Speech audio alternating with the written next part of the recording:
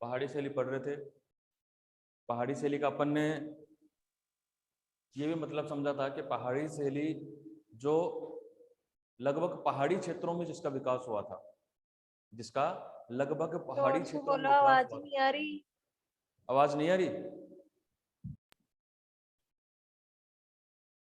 देखो, पहाड़ी क्षेत्र शैली के बारे में पढ़ा था कि जो पहाड़ी क्षेत्रों में जिसका विकास हुआ है और पहाड़ी शैली से संबंधित जितनी भी चित्र शैलियां आती हैं वो पहाड़ी शैली के अंतर्गत ही आती हैं। मतलब पहाड़ों में विकसित होने वाली शैली, ये पढ़ा था अपन ने। ठीक है। और अपन ये भी पढ़ा कि ये शैली जो है ये हिमाचल और पंजाब क्षेत्रों में ज्यादा विकसित हुई थी। यह शैली हिमाचल और पंजाब क्षेत्र में ज्यादा विकसित हुई थी। इस शैली का विकास क्रम पहले हिमाचल, पंजाब का कुछ क्षेत्र और जम्मू तक पहुंचा। 3 राज्यों में इसका विस्तार था। 3 राज्यों में इस शैली का विस्तार था, पहाड़ी शैली का। ठीक है, तो ये भी अपन ने बात क्लियर कर ली थी। इसके बाद में अपन ने पढ़ा था कि पहाड़ी चित्रकला जो है इसके सबसे उत्तम परिदृश्य वाले चित्र हैं वो प्राकृतिक चित्र माने जाते हैं। मतलब भारतीय चित्रकला में सबसे उत्तम शैली पहाड़ी शैली को माना जाता है। सबसे उत्तम शैली जिसमें प्रकृति का सुभम्य अवकन हुआ है। मतलब प्रकृति का वर्णन बहुत अच्छे से किया गया है। प्रकृति में जितने भी चित्र निर्मित किए गए वो ज्यादातर पहाड़ी शैली में विकसित हुए हैं। हालांकि अपन ने इससे पहले पढ़ा था कि दक्षिणी शैली के चित्र हैं वो भी लघु चित्र थे। इससे आगे अपन ने पढ़ा कि मुगल शैली में भी लघु चित्रों का समावेश था, कुछ प्रकृति चित्र भी उसमें हुए थे। धीरे धीरे अपन राजस्थानी शैली में आए तो राजस्थानी शैली तो पूर्णतः ही लघु चित्र शैली कहलाई। उसके प्रमुख चित्रों में प्रकृति चित्रों का समावेश बहुत ज्यादा था।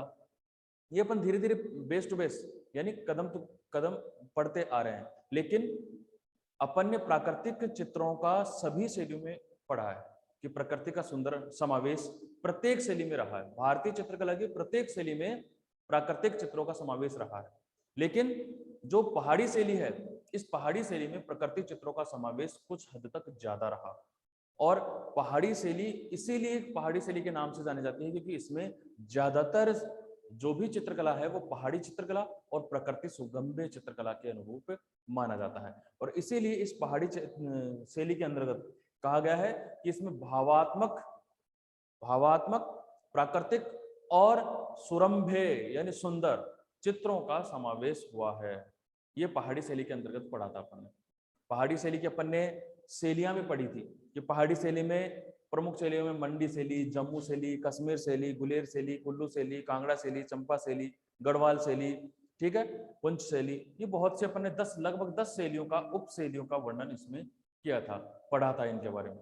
और ये क्या था, ये जो आनंद कुमार स्वामी थे उन्होंने भारतीय चित्रकला को विभाजित के रूप में बताया था। और भारतीय चित्रकला कला समीक्षक जो है इन्होंने भारतीय चित्रकला को इन 10 शैलियों में उप शैलियों में विभाजित करते हुए इसे दक्षिणी चित्रमाला कहा था कि दक्षिणी भारत के दक्षिणी हिस्से में उत्पन्न होने वाली प्रोग्रेस करने वाली सबसे प्रमुख शैली मानी गई है। ठीक है, ऐसे अपन आगे बढ़ते गए और धीरे धीरे अपने को पता चला कि कांगड़ा शैली के जो चित्रकार थे, कांगड़ा शैली के जो चित्रकार थे वो कांगड़ा से ही गुलेर से ही कांगड़ा आए थे। मतलब कांगड़ा शैली के जो चित्रकार थे वो गुलेर शैली से ही कांगड़ा आए थे क्योंकि गुलेर शैली में एक शासक थे जिनका नाम था गोवर्धन। उन गोवर्धन की मृत्यु होने के पश्चात, जो शासक थे गोवर्धन, उनकी मृत्यु होने के पश्चात वहां के जितने भी चित्रकार थे उनको कला संरक्षण प्रदान नहीं हुआ था। मतलब कला संरक्षण उनको नहीं मिला था। कला संरक्षण नहीं मिलने के कारण वो आसपास में अपने जो आसपास की शैलियां थी उनमें वो इस शैली को ढूंढने लगे कि जिसमें चित्रकला का स्वरूप ज्यादा हो और चित्रकला को संरक्षण प्रदान करे। ऐसी जगह कौन सी है? तो ऐसी जगह उन्होंने आसपास में देखी तो उनको कांगड़ा शैली विकसित शैली दिखी जिसमें राजा संसार चंद थे वो बहुत उत्तम चित्रकारी करवाते थे और चित्रकारों को संरक्षण और चित्रकला का सम्मान करते थे। ठीक है, गुलेर शैली के जितने भी चित्रकार थे वो यह सोच के कि संसार चंद्र बहुत उत्तम और कला तथा कलाकारों को संरक्षण प्रदान करते हैं, उन्होंने क्या किया, उन्होंने किया कि इस शैली को छोड़कर, गुलेर शैली को छोड़कर सारे चित्रकार कांगड़ा शैली में आ गए थे। एक कारण और था इसका, क्योंकि गुलेर में इस कला को ज्यादा संरक्षण प्रदान नहीं हुआ था। गुलेर में इस शैली को ज्यादा संरक्षण प्रदान नहीं हुआ, इसके लिए भी कांगड़ा गुलेर के चित्रकार कांगड़ा शैली में आ गए थे, क्योंकि कांगड़ा शैली के जितने भी चित्रकार थे वो समृद्ध चित्रकार थे और राजा संसार चंद्र वहां के एक अति उत्तम चित्रकार थे। बहुत बार पूछा जाता है कि संसार चंद्र कांगड़ा शैली के सुप्रसिद्ध राजा जो कला को संरक्षण प्रदान करते थे, कौन सी राजस्थानी शैली के मुख्य शैली के राजा के समक्ष रखा गया है। अर्थात राजस्थानी शैली में किस प्रकार पूछा जाता है, राजस्थानी शैली में पूछा जाता है कि किशनगढ़ के शासक नागरीदास की कौन से समकालीन शैली के राजा से तुलना की गई है। किशनगढ़ के राजा नागरीदास की कौन सी समकालीन शैली, मतलब उसके आसपास की शैली के राजा के साथ तुलना की गई है। मतलब नागरीदास की तुलना संसार चंद्र से की गई है और संसार चंद्र की तुलना नागरीदास से की गई है। कहने का मतलब ये दोनों चित्रकार, ये दोनों राजा ऐसे थे जो अपने संरक्षण में कला व कलाकार दोनों को रखते थे और कला को तो सम्मान देते ही देते थे, इन्होंने कला को बढ़ावा देते हुए श्री कृष्ण से संबंधित चित्र अत्यधिक मात्रा में बनवाए। श्री कृष्ण से संबंधित चित्र अत्यधिक मात्रा में इन्होंने बनवाए। यह भी एक कारण था कि दोनों को समकालीन माना गया, क्योंकि दोनों के समय में सबसे ज्यादा कृष्ण से संबंधित विषयों के चित्र निर्मित किए गए थे। देखो एक लाइन पढ़ी थी अपन ने कि राजा संसार चंद्र एक कला प्रेमी शासक था। राजा संसार चंद्र के समय, राजा संसार चंद्र के समय कांगड़ा में कृष्ण भागवत पुराण एवं चित्रकारों का पूरा सम्मान किया जाता था। मतलब भागवत का, श्री कृष्ण का और चित्रकारों का, कहने का मतलब चित्र और चित्रकारों का बहुत सम्मान करता था ये। ठीक है, इसमें आकृति होकर गुलेर को कलाकार, हाँ इसमें इन्हीं आकृतियों, इन्हीं चित्रों, इन्हीं कलाकारों, इन्हीं राजाओं की मदद से और इन्हीं राजाओं के संरक्षण प्राप्त करने के कारण गुलेर के सारे चित्रकार आए थे। दो कारण बताएं, बहुत बार आधा नंबर का क्वेश्चन पूछा जाता है कि गुलेर के कलाकार कांगड़ा क्यों आए, बहुत बार पूछा जाता है। ठीक है, आपको दोनों कारण लिखने हैं इसमें। दोनों कारणों में फर्स्ट कारण लिखेंगे आप कि राजा गोवर्धन की मृत्यु के पश्चात वहां पर कोई भी राजा कला को संरक्षण प्रदान नहीं कर रहा था, इसलिए कलाकार अपना संरक्षण प्रदान, अपना संरक्षण लेने के लिए पासे की कला शैली कांगड़ा शैली में निरूपित हो गए या कांगड़ा शैली में चले गए। एक कारण और था कि कांगड़ा शैली में, सॉरी गुलेर शैली में कला व कलाकार को संरक्षण प्रदान नहीं होता था। यह भी एक कारण था कि सारे गुलेर के कलाकार कांगड़ा शैली में विस्थापन हो गए, चले गए। ये यहाँ तक अपन ने लगभग कंप्लीट किया था। इसके बाद में अपन ने ये भी पढ़ा था कि गुलेर के राजा गोवर्धन सिंह 1770 में मृत्यु हो गई थी। गुलेर के राजा गोवर्धन सिंह की 1770 में मृत्यु हो गई थी, यहाँ तक पढ़ लिया था अपन ने।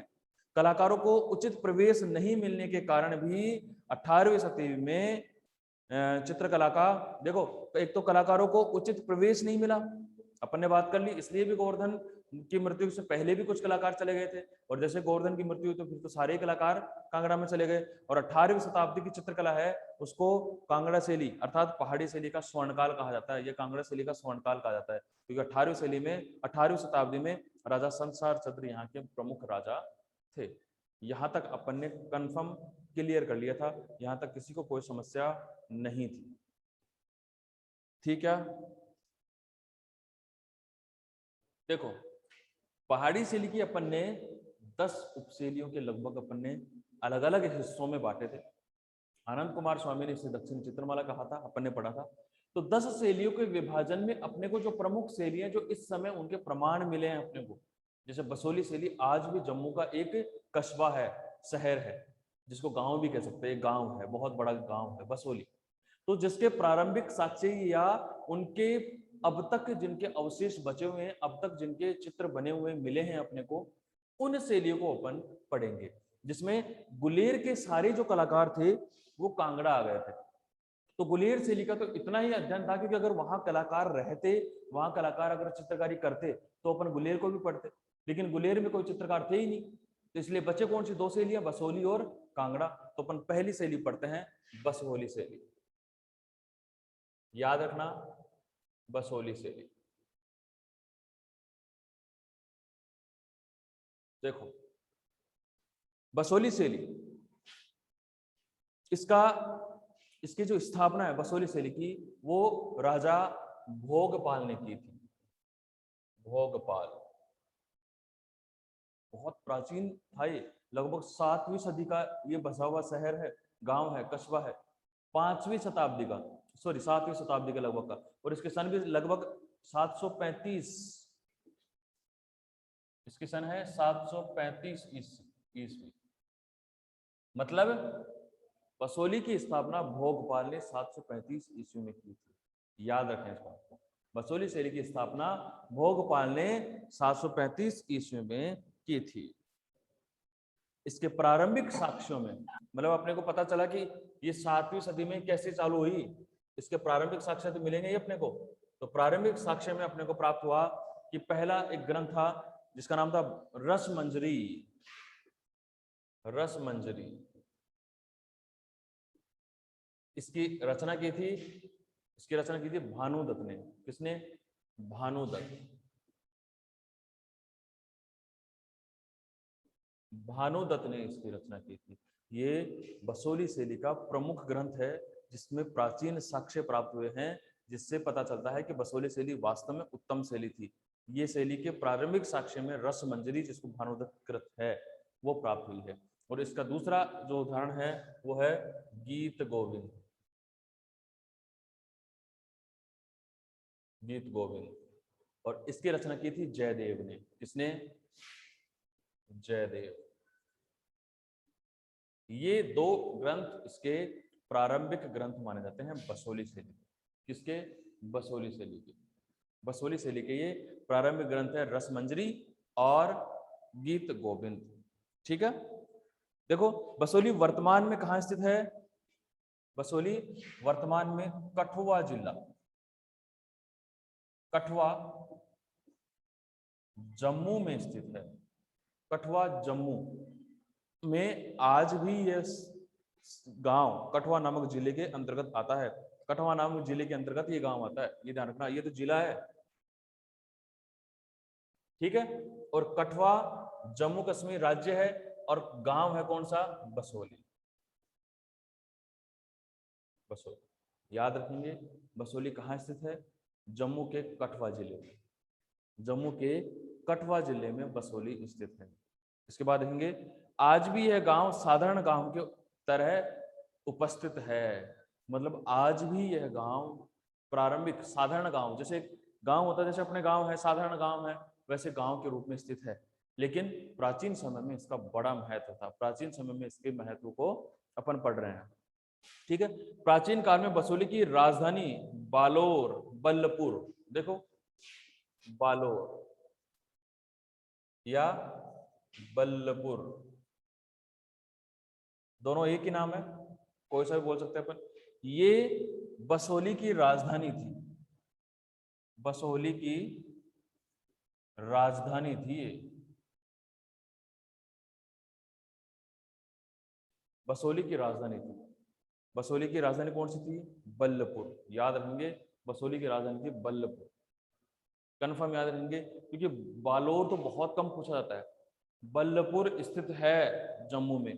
बल्लपुर किस प्राचीन शैली या किस प्राचीन सभ्यता की राजधानी थी? वो आएगा बसोहली। याद रखेंगे, ठीक है। इसके बाद में पूछा जाता है, बल्लपुर वर्तमान बसोहली से 18 किलोमीटर दूर है। आज भी है ये बल्लपुर जो है, वो आज भी है, लेकिन जो बसोहली है, बसोहली से 18 किलोमीटर दूर है। आज भी 18 किलोमीटर दूर पर एक बल्लपुर नामक एक गांव स्थित है, जो प्राचीन समय में बसोहली की राजधानी हुआ करता था, ठीक है। इसके बाद देखो, 1590 में बसोहली का राजा कृष्णपाल अकबर के संपर्क में आया। देखो बसोहली का जो राजा था उसका नाम था कृष्णपाल। राजा कृष्णपाल, राजा कृष्णपाल था, ये बसोहली का राजा था। बसोली का राजा था। और ये 1800 कृष्णपाल अकबर के संपर्क में आया था। इसकी सन फिक्स नहीं है, इसके सन फिक्स नहीं है, आपकी बुक में भी नहीं दे रखी, इसलिए सन रहने देना। राजा कृष्णपाल अकबर के संपर्क में आया था, ठीक है। तो क्योंकि इसका अपने बुक में दे रखा है जैसे 1590, ठीक है, लेकिन 1590 प्रारंभिक साक्ष्य कैसे पता चला अपने को? क्योंकि इस समय का एक चित्र प्राप्त हुआ था, इस समय का एक चित्र प्राप्त हुआ है। और वो चित्र जैसे कृष्णपाल का पुत्र भूपतपाल था, कृष्णपाल का पुत्र भूपतपाल था। ये भूपतपाल अपने समय का चित्र बनाकर अकबर को, देखो एक भूपतपाल का अकबर के बाद में आया शाहजहां, ठीक है, अकबर के बाद में कौन आया था? सॉरी, जहांगीर। जहांगीर के बाद में आया था शाहजहां। शाहजहां के समकालीन था कृष्ण का पुत्र भूपतपाल। और भूपतपाल ने क्या किया? एक चित्र बनवाया शाहजहां का, और शाहजहां को उसका नाम, चित्र का नाम क्या रखा गया कि शाहजहां को, भूपतपाल द्वारा शाहजहां को सम्मान करते हुए, शाहजहां का सम्मान करते हुए, भूपतपाल द्वारा शाहजहां का सम्मान करते हुए नाम से एक चित्र है, जो अभी भी जम्मू के डोगरा आर्ट गैलरी, डोगरा मत कर देना कभी पूछा जाए, डोगरा आर्ट गैलरी, तो यहाँ लिख दो डोगरा, डोगरा आर्ट गैलरी जम्मू में स्थित है। ये इस गैलरी, इस एग्जीबिशन, जहां चित्रकार एग्जीबिशन लगाते हैं अपनी, इस म्यूजियम में, इस गैलरी में राजा कृष्णपाल का पुत्र जो था भूपतपाल, वो शाहजहां का सम्मान करता हुआ एक चित्र बना हुआ है। उस चित्र को कहाँ रखा हुआ है? डोगरा आर्ट गैलरी जम्मू में। याद रखेंगे इस बात को कि जम्मू कश्मीर में कौन सा आर्ट गैलरी है जिसमें शाहजहां का सम्मान करते हुए या भूपतपाल द्वारा शाहजहां का सम्मान करते हुए चित्र सुरक्षित रखा हुआ है। याद रखेंगे ये क्वेश्चन, ये बसोली शैली का सबसे मोस्ट है। अगर बसोली शैली से कोई क्वेश्चन आता है तो सबसे पहले यही क्वेश्चन लिया जाएगा। अगर बसोली शैली से शॉर्ट क्वेश्चन में एक क्वेश्चन लिया जाता है तो आपको ये याद होना चाहिए कि फर्स्ट क्वेश्चन यही लिया जाएगा, क्योंकि इस समय बसोली शैली का सबसे प्रमुख चित्र है ये। वापस बोल रहा हूं, भूपतपाल द्वारा शाहजहां का सम्मान करते हुए, भूपतपाल, याद रहेंगे, भूपतपाल द्वारा शाहजहां का सम्मान करते हुए चित्र जम्मू की डोगरा आर्ट गैलरी में सुरक्षित है। ये नोट लगा के लिख लेंगे आप, नोट लगा के लाइन लिख लेंगे, भूपतपाल द्वारा शाहजहां का सम्मान करते हुए चित्र जम्मू की डोगरा आर्ट गैलरी में स्थित है। याद रखेंगे, ठीक है। यहां तक किसी कोई समस्या नहीं होनी चाहिए। डोगरा आर्ट गैलरी जो है वहां पे सुरक्षित है, भूपतपाल द्वारा शाहजहां का सम्मान करते हुए चित्र, ठीक है। यहाँ किसी को कंफ्यूज नहीं होना चाहिए, ये फिक्स आप नोट लगा के अपनी कॉपी में लिख लेंगे, यहां से जरूर क्वेश्चन पूछा जाता है, ठीक है। आगे देखो, ठीक है। कृष्णपाल का पुत्र भूपतपाल आधुनिक बसोली की स्थापना, जिसने आधुनिक बसोली की स्थापना की थी, जिस समय उस समय क्या था कि क्षेत्रवाद था, पूरा क्षेत्र बसोली में परिवर्तित था, पूरा क्षेत्र को ही बसोली कहा जाता था। लेकिन जो भूपतपाल था उसने एक अपनी सीमा बनाई, और सीमा के अंदर जो कस्बा स्थित था, उनका जो रियासत स्थित थी, उसी को उन्होंने बसोली शैली कहा, भूपतपाल ने, ठीक है। बाकी बसोली शैली, जब कृष्णपाल के समय बसोली शैली थी तो लगभग आधा जम्मू बसोली शैली के अंतर्गत आता था। लेकिन इन्होंने क्या किया, भूपतपाल ने अपना क्षेत्र फिक्स किया, और अपने क्षेत्र के अकॉर्डिंग ही वो अपने क्षेत्र को ही बसोली शैली के नाम से जानते थे। तो आप लोग नोट लगा के लाइन जरूर लिख लेंगे, भूपतपाल द्वारा शाहजहां का सम्मान करते हुए चित्र जम्मू के डोगरा आर्ट गैलरी में सुरक्षित है या रखा हुआ है, ठीक है। रागमाला व बारहमासा नामक तथा नायक नायिका के चित्र यहाँ पर प्रमुख रूप से हुए। देखो, इसका पुत्र था भूपतपाल, याद रखेंगे, भूपतपाल, इनके समय में 12 मासा नायक नायिका, नायक नायिका किसे कहते हैं? राधा व कृष्ण को। याद रखेंगे, नायक नायिका की जब भी बात आए आप राधा व कृष्ण की बात ही करेंगे, ठीक है। और तीसरा था रागमाला। इनसे चित्र अधिक बने, मतलब इनके चित्र जो है 12 नायक नायिका और रागमाला के चित्र बहुत ज्यादा बने थे भूपत पाल के समय। ये याद रखेंगे, भूपत पाल के समय 12 नायक नायिका व रागमाला से संबंधित चित्र अधिक बने थे, ठीक है। इसके बाद देखो, इस समय की चित्रशालाओं पर राजकीय नियंत्रण था। देखो इस समय जितनी भी चित्रशालाएं थी, भूपत पाल के समय में जितनी भी चित्रशालाएं बनी हुई थी, उन सभी चित्रशालाओं की देख रेख भूपत पाल स्वयं करता था।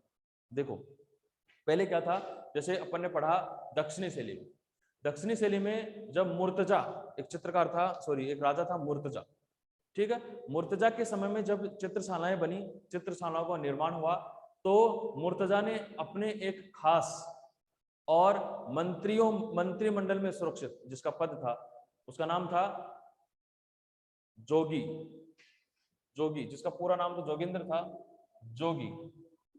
ये याद करने की जरूरत नहीं है, सिर्फ बता रहा हूं मैं, यहां तक पहुंच रहे हैं अपन। देखो कि मुर्तजा के समय में जोगी नामक एक मुख्य उसका सलाहकार था, जिसको चित्रशालाओं का निरीक्षण करने के लिए भेजा जाता था, ठीक है। जोगी एक चित्रशालाओं का निरीक्षण करता था, याद रखेंगे। इसके बाद दक्षिणी शैली से अपन आते हैं मुगल शैली में। तो मुगल शैली में अकबर के समय चित्रशालाएं बनी, लेकिन अकबर के समय जो चित्रशालाएं बनी उनकी देखरेख करता था ख्वाजा अब्दुस्मद सिराजी, ठीक है। मतलब इस समय जोगी था, इस समय सिराजी आ गया, सिराजी, ठीक है। दक्षिणी शैली में जोगी और मुगल शैली में सिराजी, ठीक है। इसके बाद में अपन आते हैं राजस्थानी शैली। तो राजस्थानी शैली में खुद राजपूत शासक जो थे, राजपूत शासक, वो अपनी देखरेख में चित्रशालाओं का निर्माण करवाते थे और अपनी देखरेख में चित्रों का निर्माण करवाते थे। जैसे यहाँ पर अपने जयपुर में एक Maharaja school of art and craft आपने पढ़ा होगा कि महाराजा स्कूल ऑफ आर्ट, जिसको अपन इस समय राजस्थान स्कूल ऑफ आर्ट के नाम से जानते हैं, उसका निर्माण करवाया और निर्माण करवा के वहां चित्रशाला भी बनवाई और चित्रकारों को प्रोत्साहन भी दिया जाता था सीखने के लिए। और यहाँ पर राजा महाराजा क्या करते थे, जो राजपूत शासक थे वो क्या करते थे, बाहर से भी शासक बुला के और उनको अध्ययन करवाते थे। जैसे जहांगीर के समय ऐसा होता था कि चित्रकारों को बाहर भेजा जाता था अध्ययन के लिए, लेकिन यहाँ राजपूत शासक क्या करते थे, बाहर से चित्रकार बुलाते थे यहाँ अध्ययन करने के लिए। और इसका सबसे पहला उदाहरण था ईवी हेवेल, एक चित्रकार है ईवी हेवेल, जो प्रथम प्रिंसिपल थे राजस्थान स्कूल ऑफ आर्ट के, ठीक है। 1857 के लगभग की बात है। तो ऐसे अलग अलग समय में अलग अलग ये क्या करते थे, अपनी चित्रशालाओं का मार्गदर्शन करते थे और लोगों से करवाते थे, अपने मंत्री परिषद वालों से करवाते थे। लेकिन जो भूपत पाल था यह स्वयं चित्रशालाओं का निर्माण करवाता था।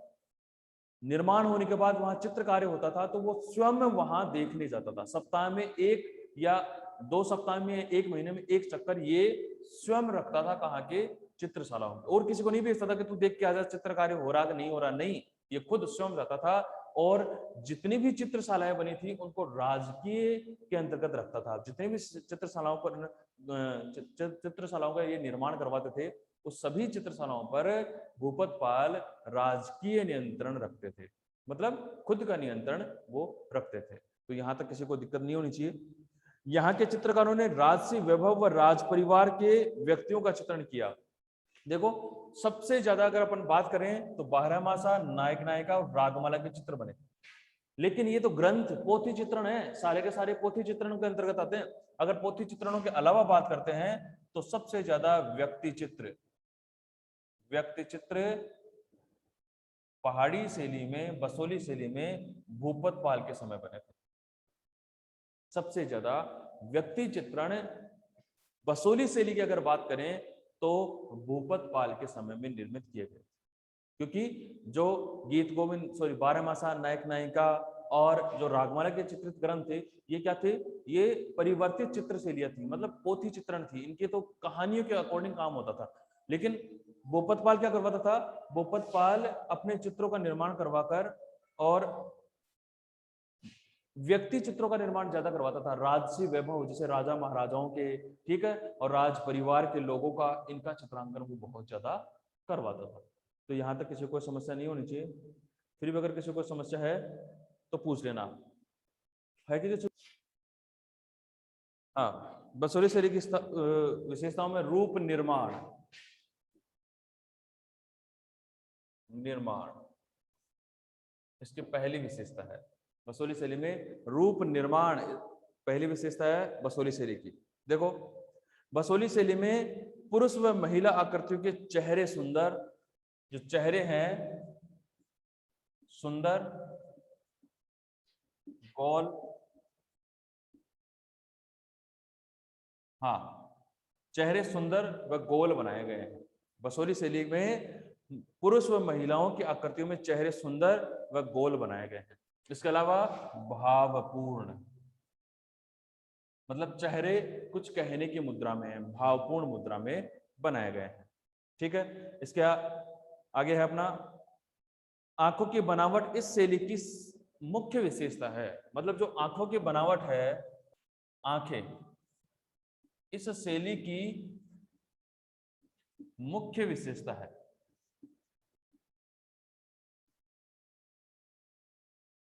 सबसे सुंदर आंखें बसोली शैली में निर्मित की गई है। वैसे पहाड़ी शैली भी अपन कह सकते हैं, क्योंकि ये मुख्य विशेषता है। सबसे सुंदर आंखें इस शैली की मुख्य विशेषता है, क्योंकि इस शैली के अंदर जो आंखें बनाई गई हैं वो बहुत सुंदर और पद्माकार, मतलब पद्माकार, पद्म, पद्म पुष्प, कमल के फूल की तरह की आंखें बनाई गई हैं इनकी। कमल के फूल जो कली होती है उसकी तरह की आंखें इसमें बनाई गई है। कहाँ? बसोली शैली में। याद रखेंगे, पद्माकार आंखें किस शैली की मुख्य विशेषता मानी गई है? बसोली शैली की मुख्य विशेषता है। ठीक है, और यहाँ की जो हस्त मुद्राएं हैं, हस्त मुद्राएं, हाथों की जो मुद्राएं हैं वो बहुत सुंदर बनाई गई है। हाथों की जो मुद्राएं हैं वो भी अति सुंदर बनाई गई। कहाँ? बसोली शैली। देखो, जो राजस्थानी शैली है, पहाड़ी शैली हो, राजस्थानी शैली हो, मुगल शैली हो, इसकी मुख्य विशेषताओं में चेहरे, मतलब मानव आकृतियां ही प्रमुख मानी गई हैं।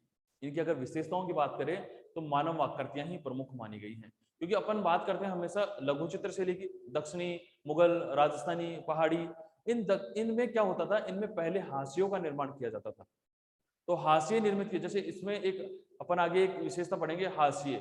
उस हाशिए में अपन पढ़ेंगे कि इसमें टाकरी लिपि में कुछ भाषाएं लिखी जाती थी। टाकरी लिपि होती थी, एक भाषा होती थी। उसमें ऊपर जो हाशिए बनाए जाते थे चारों तरफ बॉर्डर के रूप में, और ऊपर का जो हाशिया होता था उस हाशिए में टाकरी लिपि से कुछ लेख लिखे जाते थे। ठीक है, तो वो ऐसी अद्भुत विशेषताएं कुछ शैलियों की मानी गई हैं। जिसे अपन मुगल शैली में पढ़े कि उस शैली की जो मुख्य हाशियत है उसमें कौन सा प्रयोग किया गया, राजस्थानी शैली की हाशियों में कौन सा रंग प्रयोग किया गया, ऐसे ही पहाड़ी शैली की हाशियों में कौन सा रंग प्रयोग किया गया। तो ये मुख्य विशेषताओं में मानी जाती हैं। अब ऐसे ही जैसे अपन रूप निर्माण में कैसे रूप का निर्माण हुआ, पहाड़ी शैली में कैसे कैसे चित्र अत्यधिक मात्रा में बने, तो उन चित्रों के अपन यहाँ पे देख रहे हैं, उन चित्रों को देख रहे हैं कि वो चित्र कैसे बने, इनके रूप निर्माण कैसे थे। जैसे अब इनका रूप निर्माण में रूप कैसे बनाया गया, चेहरा कैसे बनाया गया, तो चेहरे सुंदर, गोल और भावपूर्ण बनाए गए हैं। ठीक है, सुंदर बनाए गए हैं, गोल आकृतियां बनाई गई है और बहुत भावपूर्ण कहने की मुद्रा बनाई गई है। इनकी आंखें बहुत सुंदर बनाई गई है, इसीलिए पहाड़ी शैली की आंखें सबसे सुंदर आंखें मानी जाती है चित्र आकृतियों में। इसके अलावा पद्माकार कमल के फूल की कली की तरह इनकी आंखें हैं, और हस्त मुद्राएं मतलब बहुत अच्छी बनाई गई है। हाथों की जो मुद्राएं हैं, कहने की मुद्रा वगैरह, ये बहुत अच्छी इसमें बनाई गई है। ठीक है,